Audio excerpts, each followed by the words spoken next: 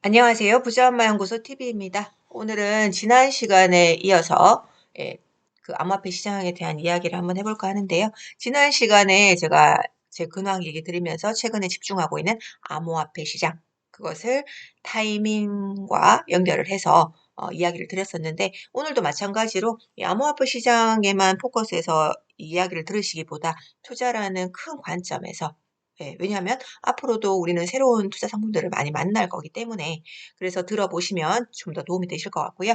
오늘 이야기의 주제는 초기 시장의 엄청난 기회라는 것입니다. 저는 이 초기 시장이라고 하는 단어가 너무너무 설레이는 단어거든요. 제가 앞서 이야기를 드린 것처럼 저는 굉장히 다양한 투자를 해보면서 이 초기 시장이 얼마나 매력 있는 시장인지 알게 되었기 때문에 이 시장을 굉장히 찾고 있었다고 말씀을 드렸었습니다. 왜냐하면 이 초기 시장에서는 다른 시장에서, 훨씬 더 성숙한 시장에서 보다 훨씬 더 큰 수익을 기대해 볼 수가 있습니다. 왜? 가격이 저렴하기 때문에. 그래서 이 초기 시장에서 큰 수익을 얻는 거는 두 가지 형태가 있다고 저는 정의를 내리고 싶은데요. 첫 번째는 생산자가 되는 것입니다. 많은 분들이 아시는 페이스북, 아마존, 테슬라 혹은 마이크로소프트, 애플 등등 여러 그 글로벌 기업들이 있는데, 이 기업들의 특징을 보면 남들이 만드는 아무 비슷한 상품이나 서비스를 만든 게 아니라 사람들의 삶을 바꾼 굉장히 혁신적인 상품이나 서비스를 만들었다는 공통점이 있습니다. 그래서 그것을 만든 CEO들은 지금 엄청난 부자가 되었죠. 예. 그래서 요런 상품이나 서비스를 만들려면 다소 천재적인 기질이 좀 있어야 됩니다.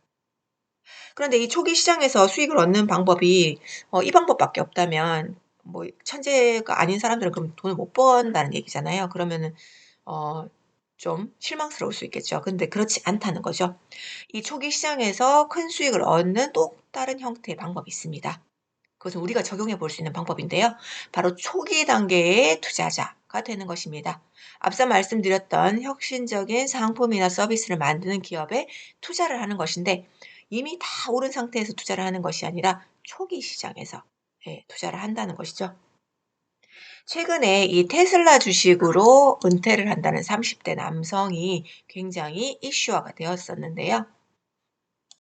바로 요 기사가 그 기사예요. 예, 미국 남성인데 아마존에서 소프트웨어 엔지니어로 일을 하고 있었다고 합니다. 그래서 이 남성이 처음으로 그 테슬라 주식을 산 시기가 2013년, 약 8천 원 정도 할 때 2,500주, 그러니까 우리나라 돈으로 한 2천만 원 정도를 투자했다는 거예요. 그러니까 직장인이 2천만 원 정도를 투자했다는 거는 어느 정도의 좀 믿음이 있었다는 거죠. 그래서 그 이후로 테슬라 주식을 계속 사 모아서 평당가는 약 6만 3천 원 정도, 거의 한 10배 가까이 됐죠. 그러니까 그만큼 믿음이 있었다는 거죠. 그래서 한 15,000주까지 늘렸는데 그 금액이 현재 가치로 131억 원에 달한다고 합니다.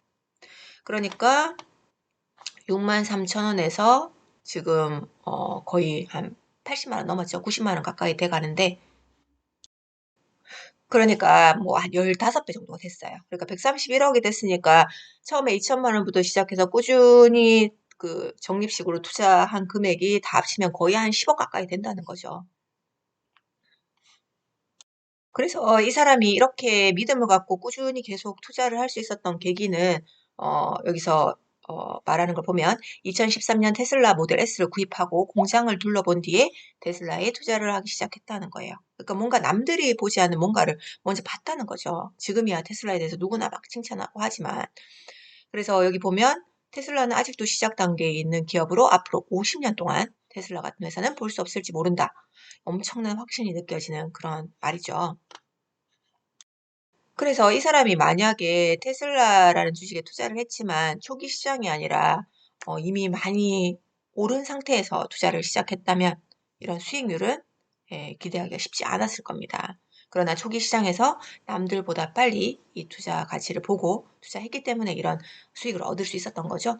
이것이 바로 저도 느끼는 이 초기 시장의 엄청난 매력입니다. 제가 이제 그 초기 시장에 대해 생각하면서 이제 이런 것도 느끼게 됐는데, 좀 위험한 얘기일 수도 있어요. 그렇지만 좀 재미삼아 들어보시면 좋을 것 같은데, 다단계도 사기도 처음에 하면 돈 번다. 예, 라는 얘기가 있어요. 예, 이게 무슨 말이냐면 다단계 아시죠? 뭐 네트워크 마케팅이라고 하는데 여기서도 뭐 속된 말로 윗대가리들은 돈 번다. 이런 얘기 하거든요. 그러니까 윗대가리라는 게 무슨 의미겠어요? 결국은 처음에 시작한 사람들, 초기 시장이라는 거거든요. 사기도 마찬가지로, 예, 지금도 투자 관련된 사기들이 굉장히 많죠. 뭐 폰지 사기가 대표적인 예인데 이 폰지 사기 같은 거조차도 처음에 들어간 사람은 손해 안 봐요. 예, 웃기죠. 예, 왜냐하면 사기를 치려면 어느 정도는 돈 버는 사람들의 모습을 보여줘야 되잖아요. 예, 그러다 보니까 정말 처음에 들어간 사람들은 손해를 볼 확률이 별로 없어요. 예, 뭐 이거 위험한 얘기니까 따라하시라는 얘기는 아니고 그만큼 초기라는 단어가 주는 그 의미가 굉장히 크다는 거죠. 그래서 저 아는 분은 실제로 이 다단계에서도 진짜 이제 막 시작하는 다단계에만 들어갔다가 쏙 빠져나오시는 분이 있고 뭔가 좀 미심쩍은 폰지 사기 같은 것도 처음에 들어가서 몇 번 넣고 그다음에 나와버리시는 그런 분도 있거든요. 그래서 그런 초기 시장을 활용하시는 분도 있다라고 이해하시면 될 것 같고요. 제가 암호화폐 시장을 초기 시장으로 판단하는 이유가 있습니다. 예, 근거가 있으니까 저도 여기에 지금 집중을 하고 있겠죠. 그 얘기를 드리기 위해서 이 이야기가 먼저 이제 좀 공감이 돼야 되는데 큰 자산이 형성되는 혹은 큰 돈을 벌게 되는 시장에 공통점이 있어요. 그 공통점은 바로 기관이라고 하면 좀 큰 손들, 돈을 크게 굴리시는 분들이 먼저 자리를 잡는다는 거예요. 그리고 나서 뭐 개미라고 하죠. 개인이 들어온다는 거죠. 이게 와닿으시는지 모르겠는데 이 돈 많은 기관들은 결국은 자기들끼리 뭐 주고받고 사고 팔아서 이렇게 돈을 버는 게 아니라 막판에는 개미들을 끌어들여서 예, 큰 수익을 볼 기회를 얻는다는 거예요. 예. 그래서 역사상 이 큰 자산이 형성되는 시장 중에서 개미가 먼저 들어와서 돈 벌고 나중에 기관이 들어오는 경우는 잘 없다는 거예요. 예. 그래서 사실은 부동산 주식과 같은 여러분들이 익숙하게 생각하는 투자 상품들도 다 마찬가지예요. 이 시행사라고 들어보셨죠? 아파트 짓는 곳. 여기도 보면 그 우리가 뭐 교통망이 깔리는 곳, 뭐 KTX가 들어선다든지 IC가 생긴다든지 뭐 이런 곳들이 이미 개통을 하기 전에 훨씬 이전에 예, 그 입지가 좋은 곳, 그 IC나 교통 뭐 역사 근처에 땅을 먼저 선점을 해요. 싸게. 그리고 나서 아파트나 뭐 전원주택이나 이런 걸 지어서 마진을 얻고 개미한테 파는 거거든요. 근데 뭐 시행사가 산 땅도 처음에 분양받은 사람들. 그러니까 이 초기 투자자는 또 돈을 벌죠. 예. 그리고 뭐 주식 같은 경우도 이런 얘기 많이 들어보셨을 거예요. 기관들, 큰 손들은 가치 있는 주식을 뭐 혹은 자기들이 작전하려는 주식을 싸게 야금야금 매집한 다음에 개미들이 들어와서 고점이 되면 빠져나가는 거죠. 그죠? 그래서 이 기관과 개미들이 들어오는 순서에 따라서 이 돈을 버는 기회가 달라진다는 거 한번 생각해 보시면 좋을 것 같고요. 자, 이런 맥락에서 생각을 해보면 현존하는 투자 시장 중에서 이런 공통점, 그러니까 기관이 먼저 들어오고 개미가 나중에 들어와서 큰 돈이 만들어지는 이런 맥락에서 본다면 이러한 공통점이 적용되는 유일한 곳이 저는 암호화폐 시장이라고 생각을 합니다. 앞으로 또 다른 또 투자 시장이 나오면 또 이런 게 만들어질 수도 있겠지만 현존하는 시장 중에서 가장 이러한 공통점이 적용되는 거는 암호화폐 시장이라고 생각을 하고요. 그 근거는 현재 기관들이 엄청나게 유입되고 있습니다. 큰 돈을 굴리는 그 기관들이 이 암호화폐 시장 쪽으로 계속 유입이 됐고요. 그리고 반면에 이 개미들은 관심이 별로 없어요. 오히려 굉장히 부정적으로 바라보고 있습니다. 그래서 보면 그 자산운용사 중에서 현재 이 비트코인을 포함한 암호화폐를 가장 큰 규모로 운용을 하고 있는 자산사는 그레이스케일이라는 곳이에요. 그래서 이 그레이스케일이 보유한 암호화폐 자산이 워낙 크기 때문에 얘들의 움직임이 그 암호화폐 시장의 흐름을 좌우한다고 할 정도로 굉장히 큰 영향력을 현재는 보유를 하고 있거든요. 그래서 이 사이트에 가보시면 그레이스케일이 투자하고 있는 암호화폐들 그리고 얘들이 워낙 영향력이 있다 보니까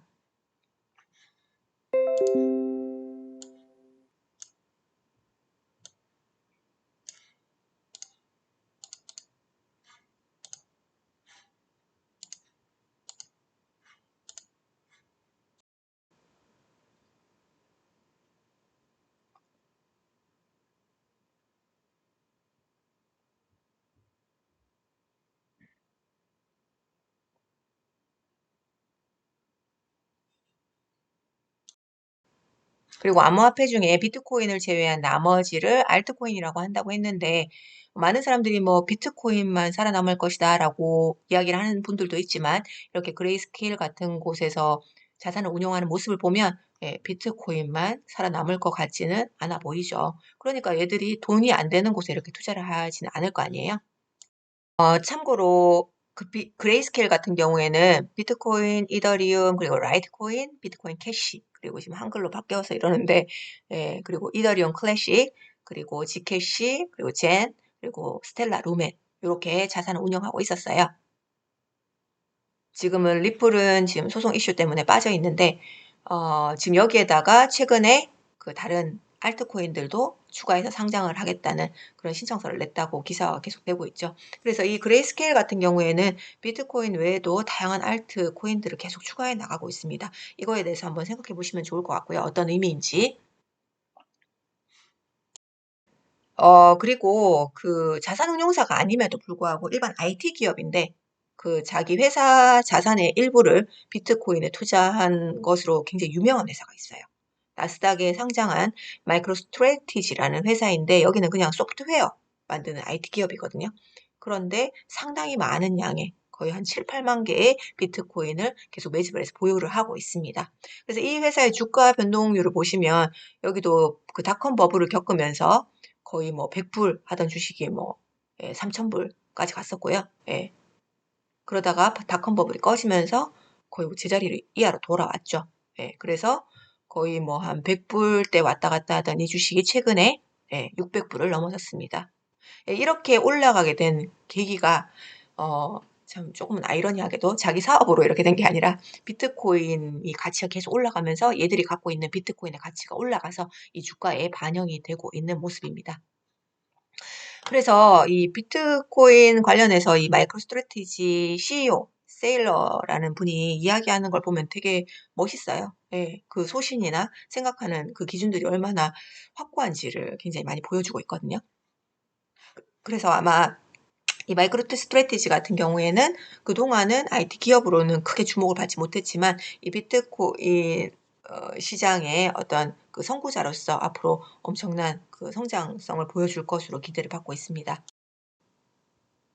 여기가 마이크로스트래티지 CEO인 마이클 세일러 트위터거든요. 예, 그래서 저도 예전에 트위터 별로 잘 안 썼었는데 외국 사람들은 트위터를 굉장히 적극적으로 활용을 하더라고요. 특히나 뭐 기업 CEO들도 굉장히 글을 많이 남기고 어쨌거나 이 마이클 세일러 트위터인데 여기 보면은 이 마이크로스트래티지가 엄청난 행사를 준비하고 있다는 내용이 나옵니다. 여기 보시면 이게 지금 리트윗이라고 해서 가져온 건데 피델리티 자산운용사라고 굉장히 유명한 자산운용사죠. 여기 보시면 We are excited to participate in the MicroStrategy Bitcoin for Corporation Presentation 이라고 되어 있습니다. 그래서 우리는 굉장히 흥분되어 있습니다.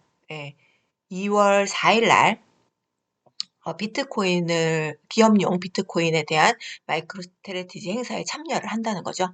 그래서 보시면은 지금 등록을 하세요. 왜 등록을 해야 되느냐? 이 기업들이 비트코인 전략을 세우기 위해서 어떻게 해야 되는지 배우기 위해서.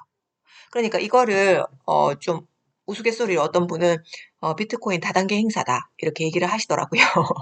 그러니까 이 더 많은 기업들이 이 비트코인을 사들이는 거를 동참시키기 위해서 이 큰 행사를 한다는 거죠. 예. 그래서 지금도 사실 뭐 그 그레이스케일이라든지 혹은 다른 자산운용사들이 점점 많이 늘어나고 있어요. 이 암호화폐 어 투자를 운용하는. 그런데 이 행사를 계기로 훨씬 더 많은 기업들이 이 비트코인 그를 포함한 암호화폐 시장 참여에 큰 관심을 가지게 되지 않을까 기대를 하고 있습니다. 자, 이렇게 기관들은 막 행사도 하고 지금 엄청나게 사들이고 이런 반면에 개인들은 어떨까요? 예. 이거는 단편적인 예로 그 카페에 한번 들어가 보세요. 네이버 카페. 부동산이나 주식. 말은 부동산 주식이지만 돈 버는 것에 관심이 많은 그런 그 카페를 들어가 보시면 이 비트코인이나 암호화폐에 대해서 어떤 식으로 이야기가 올라오는지를 보시면 예, 이 개인이 의심 중이다. 혹은 부정적이다라는 거에 동감을 하실 거예요. 예, 저는 그거를 인간 지표라고 얘기를 하는데 예, 보면 최근에 비트코인이 한 5천만 원 가까이 갔을 때 이제 막 글이 올라오기 시작했어요. "비트코인 사야 되는 거 아니야? 어쩌고 저쩌고." 예, 그러더니 또 글이 한동안 없어요. 막 하락하기 시작하니까. 예, 조정 중이니까. 그리고 거의 글이 안 올라와요. 가끔 뭐 부정적인 글. 얼마 전에는 그런 글도 봤어요. 남편이 비트코인 투자를 해서 이혼하려고 한다고. 예. 지금 기관들은 엄청나게 관심을 갖고 지금 그 비트코인이나 암호화폐 비중을 늘리려고 하는데 개인들은 지금 전혀 다른 시선으로 바라보고 있다는 거죠. 이거에 대한 이유도 있어요. 이거는 또 다음 영상에서 또 제작을 해서 말씀을 드리도록 하고요. 그래서 지금 이런 시그널이 엄청나게 소름 끼치는 저한테는 그런, 예, 상황이거든요. 왜냐하면 기관과 함께 지금 준비를 하고 있는 이 시장에 내가 참여를 하고 있다는 거예요.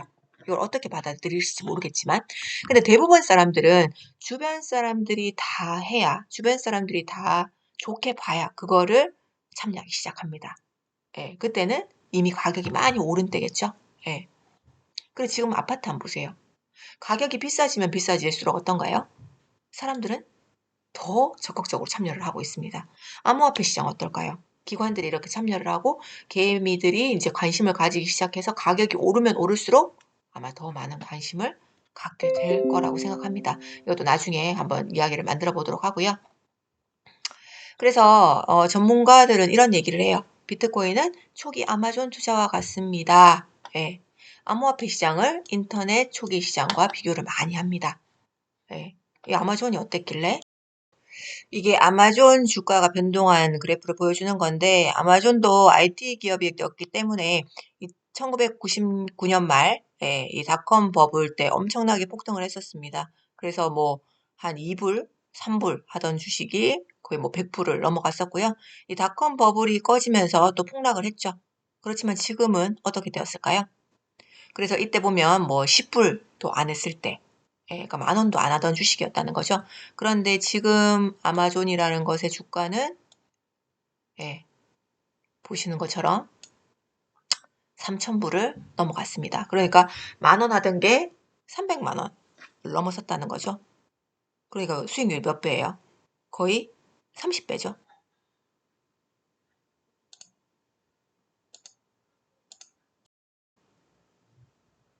아, 30배가 아니고 300배죠. 300배. 그러니까 예를 들어서 100만 원을 투자했으면, 예, 3억이 되는 그런 수익률이죠. 어마어마한 수익률이죠. 그래서 이 인터넷 시대 같은 경우에는, 예, 인터넷이 없던 시대에서 인터넷 없이는 못 사는 시대로 바뀌는 과정이었기 때문에 이 닷컴 버블이라는 걸 통해서 옥석이 가려진 거죠. 그래서 당연히 그때 없어진 기업들도 많았지만 아마존 같이 우량 기업은 지금 정말 상상할 수도 없는 그런 수익률을 나타내고 있다는 거예요. 거기에 투자한 사람들은. 그래서 이것을 그 암호화폐 시장에 많이 비유를 하고 있는데, 이 암호화폐 시장이라는 거에 대한 본질을 이해를 하셔야 이 인터넷 시장과 비교가 되거든요. 이 암호화폐 시장이라는 거는 종이돈을 사용하던 시대에서 종이돈이 없는 시대로 변화하는 화폐 패러다임의 변화라고 이야기를 하고 있습니다. 그리고 우리는 그 길목에 서 있습니다. 우리 인터넷 처음 나왔을 때 어땠나요? 너무 당연하게, 너무 편안하게 받아들였나요? 그렇지 않잖아요. 컴퓨터를 쓰는 거, 자판을 쓰는 거, 모든 것이 어색하고 낯설었죠. 그러나 지금은 어떤가요? 인터넷, 컴퓨터 없이는 못 살잖아요. 암호화폐 시장도 그럴 수 있다는 거예요. 지금은 굉장히 낯설고 뭔가 불편하고, 예, 뭔가 믿음이 안 가고 그런 시장이지만 이 정말 암호화폐 시장이 보편화가 되었을 때, 그때는 모든 사람들이 이것을 당연하게 느낄 수 있다는 겁니다. 그래서 그 굉장히 유명한 또 이 암호화폐 쪽에 그 활동하시는 도리도리라는 유튜버께서는 이런 말씀을 하셨어요. 이것은 600년 만에 한번 올까 말까한 기회다. 예. 좀 약간 오바스러운 면이 없지 않아 있긴 있지만, 정말로 이 우리가 어떤 세상의 패러다임이 변할 때는 그 기회 안에 있었던 사람은 큰 돈을 벌 기회를 얻은 게 맞거든요. 그렇다면 이 암호화폐 시장 역시나 그럴 수 있다는 거예요. 물론 그 시간이 지나봐야 정말 이것이 기회인지 아닌지 알 수 있다고 지난 시간에 말씀을 드렸습니다. 그렇지만 정말 이게 600년 만에 한번 올까 말까한 그런 그런 초기 시장의 기회라면 한번 관심을 가져볼 만한 가치가 있지 않을까 싶습니다. 오늘 준비한 내용은 여기까지고요. 이상 부자엄마연구소 TV였습니다.